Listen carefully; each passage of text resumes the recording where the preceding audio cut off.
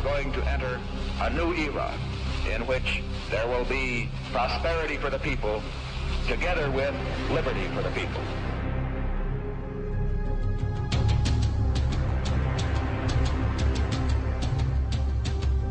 The question is, why are we supporting El Salvador? No, the question was, why are we killing priests in El Salvador? The answer is we're not. Now, you be quiet. President Cristiani is trying to do a job for democracy, and the left-wing guerrillas must not take over El Salvador.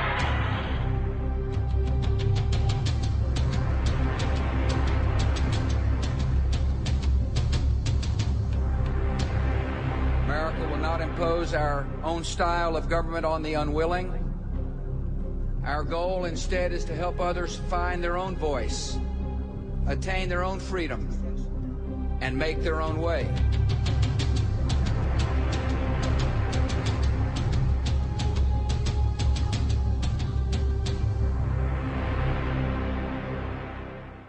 This film is about the struggle of people to free themselves from a modern form of slavery. Richard Nixon, President of the United States, once said of Latin America, "People don't give a shit about the place." He was wrong. The grand design of the United States as a modern empire was drawn on the hopes of an entire continent known contemptuously as the backyard. The extraordinary witnesses in this film describe a world not as American presidents like to see it, as useful or expendable. They describe the power of courage and humanity among people with next to nothing. They reclaim noble words like democracy, freedom, liberation, justice, and in doing so, they are defending the most basic human rights of all of us in a war being waged against all of us.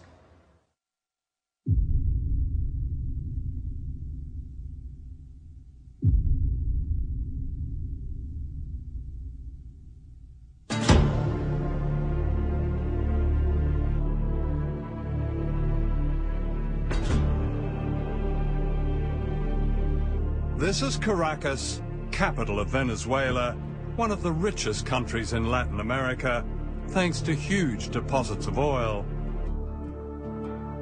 The rich in Venezuela live in leafy suburbs with names like Country Club. Their spiritual homes are Miami and Washington.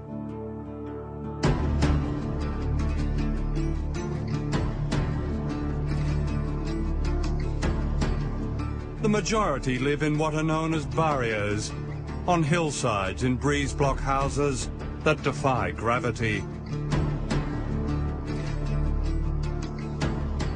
In the past, these people have been invisible, excluded from their own society.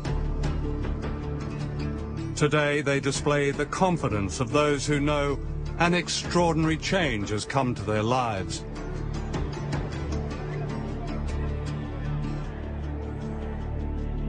This is Hugo Chavez, President of Venezuela, the voice of the barrios. Chavez and his supporters have won 10 elections in 8 years.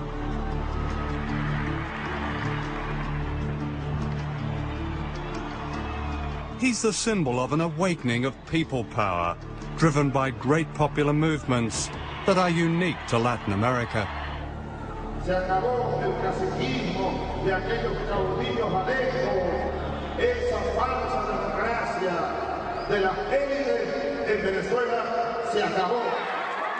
It's no surprise that Chavez, with the help of an aggressive media coverage, has become a hate figure in the United States. Because what he represents is another way, and a threat to American domination.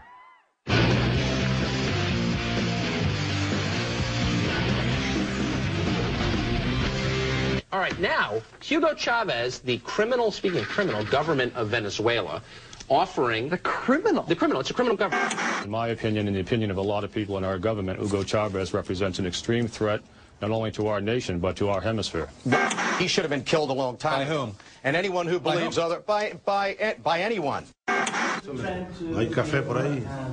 Absolutely. Do you want a cup of coffee? Yes, yes. Era una de mis lecciones de inglés de secundaria. Do you want a cup of coffee? Do you want a glass of milk? Do you want a glass of water? English lesson 1. Yo nací en un hogar muy pobre, de campesinos, ¿no? Y me tocó vivir la pobreza. Yo fui un niño pobre, de pie descalzo. Mi padre maestro de escuelas rurales, mi madre también. Una abuela hermosa, india, que me llenó de amor. Mi abuela me enseñó mucho y aprendí de ella la solidaridad con los demás, el compartir el pan, aun cuando poco con el otro. Entonces me fui al ejército, a la academia militar, me hice soldado y ahí me conseguí con Bolívar. Empecé a dar cuenta de la verdad. Simon Bolivar is venerated in Latin America as the liberator from Spanish colonialism. Bolivar believed that freedom only came when people united against all invaders, no matter their disguise.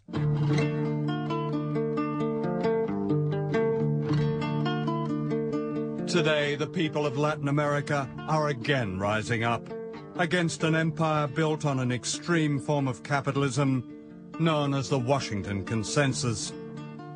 Whole countries have been privatized, put up for sale, their natural wealth sold to foreign companies for peanuts. In Venezuela, they've said, no more.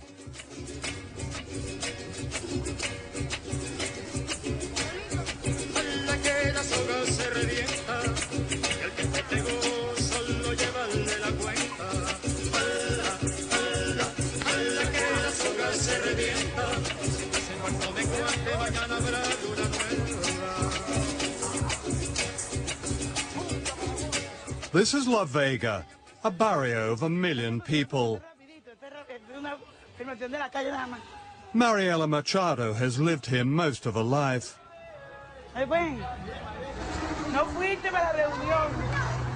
She knows what it's like to be excluded in her own country. Mire, yo tengo un hecho muy concreto. En los mapas, todos estos cerros, las casas que tienen allí, desaparecieron áreas verdes. Así aparecíamos, áreas verdes, antes del gobierno de Chávez. Antes del gobierno de Chávez no nos sentíamos incluidos en la sociedad. This is called a mission. It's a kind of parallel government designed to bypass the old bureaucracy and deliver real benefits to ordinary people. This is raw democracy, a triumph of the grassroots. Today they're discussing the dream of owning their own homes for the first time. Nosotros no queremos título por tener título. Uno de los objetivos de ser propiedad de la tierra, más que el título, es tener la propiedad para urbanizar, para tener los mismos derechos que por muchos años hemos sido negados.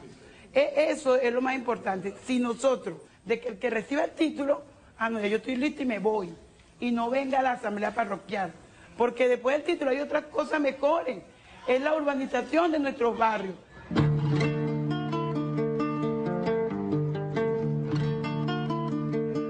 Soon after Chavez was elected in 1999, Venezuelans voted on a constitution, and this little blue book has become a bestseller ever since. This is one of a chain of supermarkets set up in the barrios, funded by the proceeds of oil.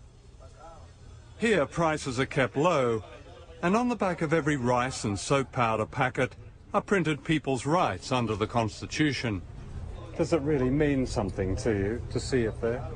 No, claro, porque yo no sabía lo de que teníamos derechos como cualquier otro, pero y en este que nos habla en el artículo número 23,